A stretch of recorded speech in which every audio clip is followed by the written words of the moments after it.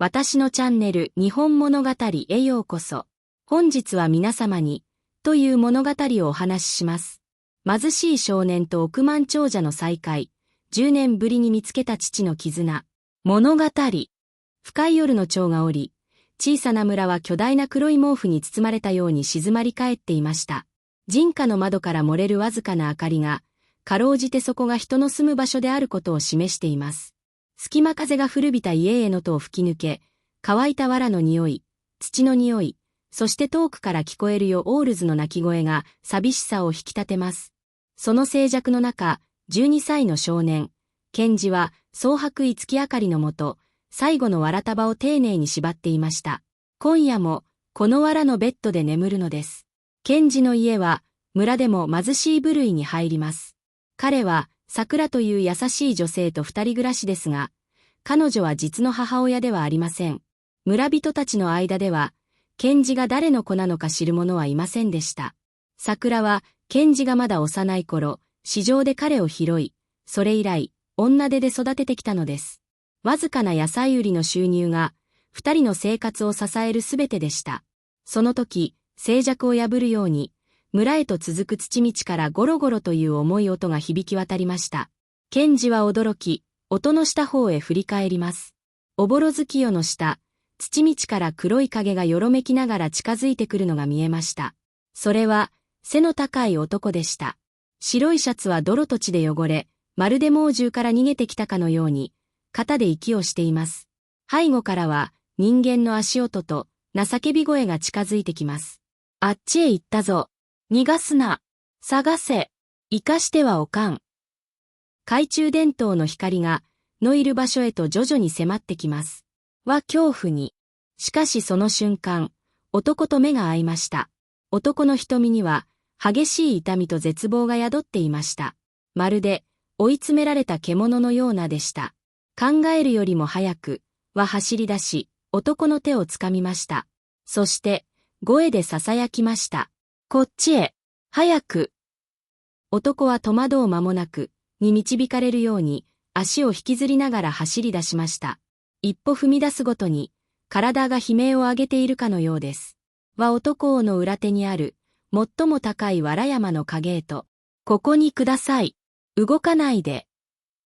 そう言うと、男を藁山の中に押し込み、呼吸ができるスペースだけを残して、男の上に藁をかぶせました。ガテを離した懐中電灯の光が藁山を照らしました。おい、小僧、誰か走ってくるのを見なかったか。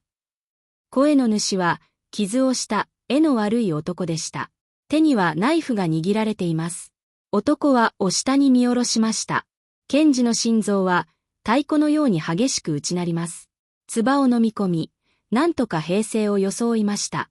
いいえ、誰も見ていませんよ。ただ、藁束を。男は疑いので、懐中電灯を藁山との周りに向けました。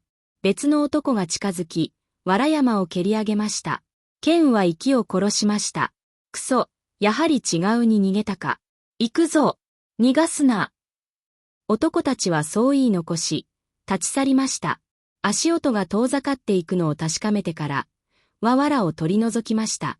藁の下から現れた男は、まだ息を切らせていましたが、その感謝と驚嘆の色で満ちていました。男はゆっくりと起き上がり、深い息を吐き出しました。そして、目の前にいる少年を見つめ、驚きを隠せない様子で尋ねました。なぜ、私を助けたんだ？危険と隣り合わせだったことなどまるでなかったかのように、イノセントゥーリ笑いました。さあ、わかりません。でも、あなたは悪い人には見えませんでした。男は、そのまっすぐで濁りのない瞳を深く見つめました。こんなピュアなを見たのは、何年ぶりでしょうか。男は再び息を吸い込みました。まだ体は震え、逃走の余韻が残っています。周囲を見回し、追っ手が去ったことを確認すると、男は夜の暗闇に浮き上がった傷跡をあらわにしました。服は泥にまみれ、血で汚れています。黙って男を見つめていました。男のには、疲労困憊と苦痛の色が。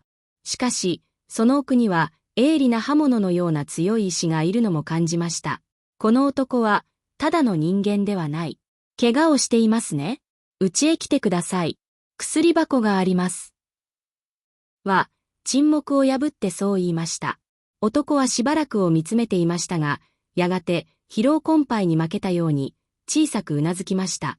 の家は古びたベッド、傾いた木製のテーブル、簡素な台所があるだけの簡素な家でした。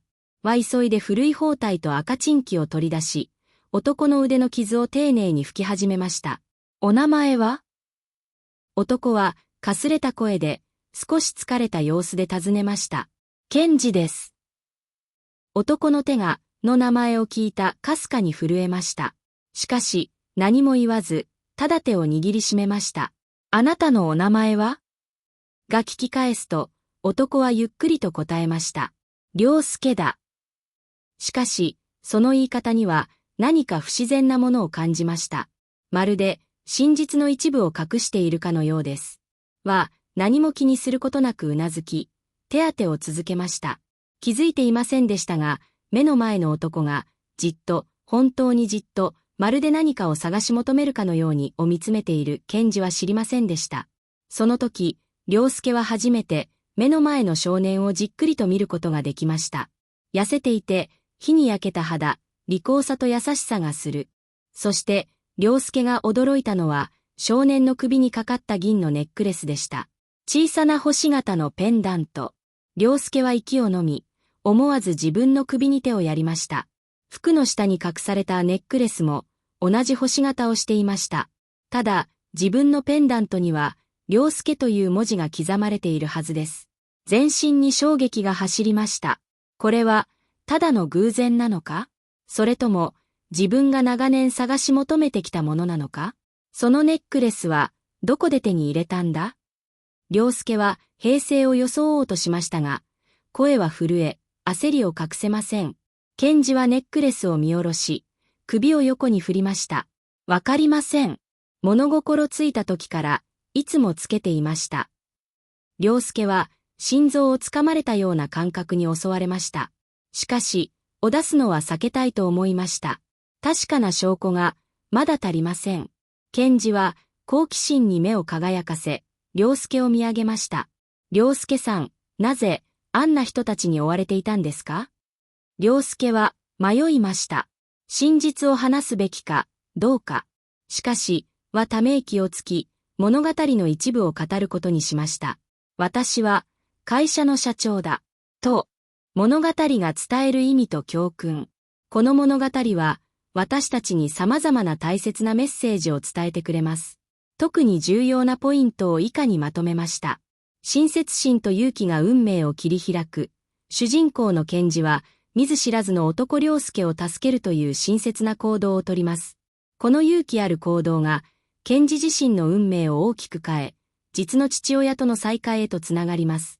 私たちは、小さな親切や勇気が、予想もしない素晴らしい結果をもたらすことをこの物語から学びます。揺るぎない親子の絆。良介と健二の間には、10年という長い年月と、誘拐という悲しい過去がありましたが、親子の絆は決して、物語は、血のつながりを超えた、深い愛情と宿命的なつながりを描き出しています。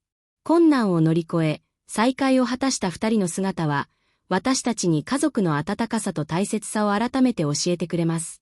家族とは血縁だけではない。健二を実の息子のように愛情深く育てた桜の存在は、物語に深みを与えています。血のつながりがなくとも、深い愛情と献身によって、真の家族を築けることを桜は体現しています。家族の形は一つではなく、心のつながりこそが最も大切であることを教えてくれます。善は悪に勝つ。物語は、良介を陥れた悪者たちが親友アイクは逮捕され、罪を償うという形で、完全懲悪のメッセージを明確に伝えています。正義は必ず実現するという希望を与え、私たちに勇気を与えてくれます。希望と忍耐の大切さ、10年間、息子を諦めずに探し続けた良介の忍耐強い姿は、私たちに希望を持ち続けることの大切さを教えてくれます。どんなに困難な状況でも、諦めずに努力を続ければ、必ず道は開けるというメッセージは、多くの人々に勇気を与えるでしょう。内面の価値、健二は貧しい生活を送っていましたが、その心は豊かで、優しさと思いやり、勇気に満ち溢れていました。物語は、人の価値は生まれや育ちではなく、内面の美しさによって決まることを示唆しています。許しと感謝の心。良介は、裏切り者への復讐だけでなく、息子を育ててくれた桜への感謝の気持ちも忘れませんでした。物語は、憎しみや復讐心だけでなく、許しと感謝の心を持つことの重要性を教えてくれます。物語から得られる教訓。この物語から、私たちは日常生活にも活かせる農法の教訓を得ることができます。人に優しく、親切にする、賢治のように、困っている人を見かけたら、積極的にの手を差し伸べましょう。あなたの親切なが、誰かのを大きく変えるかもしれません。勇気を持って行動する。危険な状況でも、賢治は勇気を出して行動しました。私たちも、困難に立ち向かう勇気を持つこと、正しいと信じる道を進む勇気を持ちましょう。家族を大切にする。家族は、私たちにとってかけがえのない宝物です。日頃から家族を大切にし、愛情を伝え合いましょう。希望を捨てない。人生にはがつきものですが、どんな状況でも希望を捨てずに、前向きに進んでいきましょう。内面を磨く。外見だけでなく、内面を豊かにすることが大切です。優しさ、思いやり、感謝の気持ちを育み、人間性を高めていきましょう。正義を信じる。不正や悪に対して、断固として立ち向かう勇気を持ちましょう。正義は必ず勝つと信じることが、社会を良くする力になります。貧しい少年と億万長者の再会、10年ぶりに見つけた父の絆は、単なる感動的な物語ではなく、私たちの心に深く響き、人生を豊かにするの示唆を与えてくれる作品です。この物語を通して、私たちは愛、勇気、希望、そして家族の絆という普遍的な価値を再認識し、より良い人生を送るためのヒントを得ることができるでしょう。